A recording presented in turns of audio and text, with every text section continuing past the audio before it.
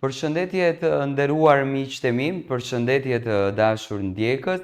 Ja ku po takoheni sërish së bashku me mua Tiron Alilin në kanalin Monitor TV në YouTube për të ndarë ngjarjet më të fundit, për të diskutuar dinamikat më të fundit, për të diskutuar situatat më të fundit rreth artistëve shqiptar.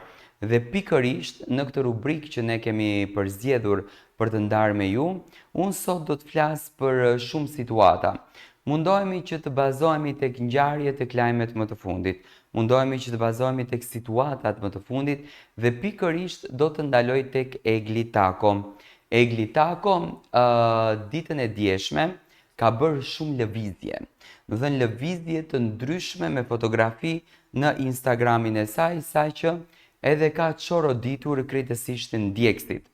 Ndjekësit kanë qenë në hamencime, ku ka shkuar Egli, çfarë po ndodh me Eglin, çfarë po bën Egli, pse po reagon Egli kështu, për kë i thot Egli këto fjalë, i thot për ndjekësit e saj, për fansat apo për ato të cilët flasin për Eglin, apo i thot për kolegët e saj, për ato të cilët e kanë lënduar, e kanë mërzitur, apo e kanë dëmtuar, sido që ta analizojmë.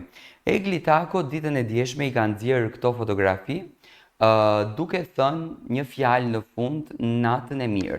Një fjalë që në fakt e thonte Gjesti në Big Brother. Egli ka përdorur këtë lloj ironie në mimikën e fytyrës së saj, që domethënë në të tre fotografitë duket mënyra se si e përdorën ironi.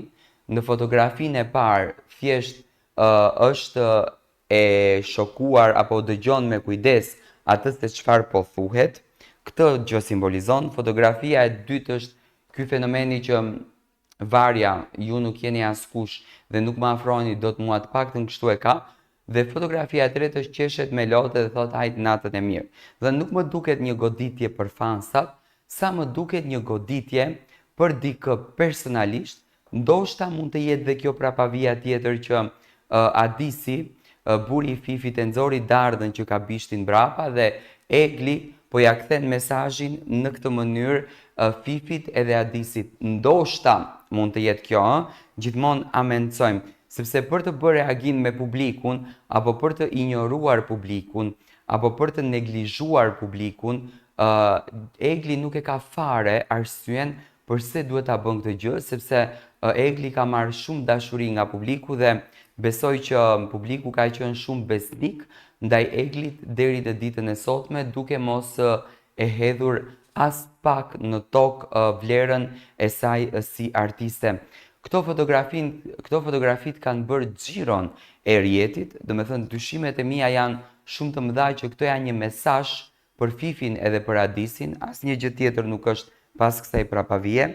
Egli duket që është shumë e lumtur, duket që ndjehet shumë e realizuar, duket që ndjehet shumë e plotësuar në veten e saj, domethënë nga mimikat që ajo po bën. Ndryshimi i saj çdo ditë është i mrekullueshëm në fytyrë, po ta vëni mendjen dhe ta studioni mirë Eglin. Egli çdo ditë bëhet më e bukur, Egli çdo ditë bëhet më tërheqëse, Egli çdo ditë bëhet më seksi dhe mendoj që Egli e ndjen atë dashurinë, atë famën, atë meritën që publiku ja dha, publiku e duar trokiti, publiku e mbështeti dhe tani ndoshta në veten e saj thot unë nuk kam nevojë për një njeri në sferën profesionale, unë jam e zonja e vetes dhe do të arri vetë të hedh këmbët e mia në sukseset e mia. Edhe pse çuditërisht në fotografinë e tretë, në këtë fotografi pikërisht ju shikoni një unaz, në fakt janë dy unaza, po njëra është unaza e martesës. Domethënë Egli vazhdon të mbajë unazën në dorë dhe të konfirmoj që është me Gjestin. Çuditërisht unazën Egli e ka vënë po atë ditë kur është të fshirë apo kur është të mbyllur në YouTube kënga mes Fifit edhe mes Eglit, domethënë Shuj dhe Ku je nis. Këto dy këngë që u mbyllën, që u fshin nga YouTube-i, po atë ditë ka vënë Egli unazën në gisht. Ç'do kupton kjo unaza? Kjo nuk kupton që Egli ka një raport mrekullueshëm, domethënë që ka vazhduar marrëdhënia e Eglit dhe Gjestit në mënyrën më të mirë të mundshme dhe thot që unë qeshem, sepse e kam bostin në krah, le ta quajmë gjestin bostin në këtë rast, kam bostin në krah, ndërsa ju të tjerët thjesht natën e mirë. Unë kështu e marrë këtë mesazhin të Eglit, normalisht Egli nuk është ndonjë tip që reagon, dhe në pikën kur Egli do të reagon, më të prite që ka një mesazh shumë të fortë për të dhënë, dhe ky mesazhi i drejtohet automatikisht dikujt. Nuk ka të bën me tërësi, por mendoj që ka të bën me individ. Të paktën kështu e shoh unë, sepse pati një mesazh reagimi edhe më herët. Egli tashmë është shumë e gëzuar, nuk bën reagime për lëvizjet e saj, do të thënë lëvizjet i ka shumë të shpejta.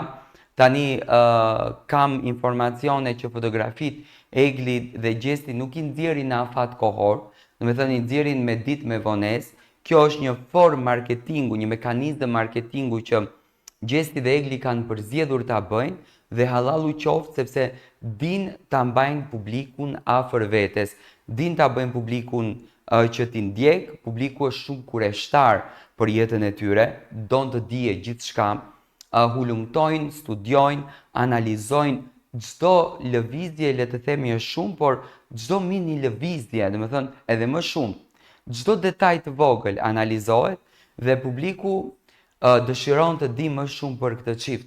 Mesazhin e fotografive të djeshme unë e mora kështu dhe mendoj që ky është mesazhi që Egli ka dashur të përçojë nëpërmjet këtyre fotografive, sepse shoh shumë portale që thonë Egli godet fansat, Egli godet ndjekësit. Nuk ma merr mendja që Egli ka ndonjë hatërmbetje me ndjekësit, përkundrazi, ndjekësit janë shumë besnik të karrierës, të artit, të profesionit të Eglit, që besoj që Egli meriton që t'i falenderon çdo ditë këto ndjekës, të cilët në asnjë mënyrë, pa marrë parasysh që Gjesi dhe Egli nuk janë shumë transparent me publikun, në asnjë mënyrë nuk e lanë të vetme dhe në asnjë mënyrë nuk i dolën jo besnik, po përkundrazi i qëndrojnë pranë me klikime, me lajka, me followers, me gjithçka çfarë i duhet një artisti të ditës të sotme. E them edhe një herë, çfarë i duhet një artisti të ditës të sotme. Do të thënë Egli dhe Gjesti, fal këtyre lëvizjeve të shumta që bëjnë, kanë super luksin e tyre të qëndrojnë sa më gjatë në skenë dhe të komentojnë kaq shumë për marrëdhënien. Do të thënë Egli tregoi që është super mirë me Gjestin, edhe me unazën në gisht, dhe tregoi që këtë mesazhin e ka për dikë.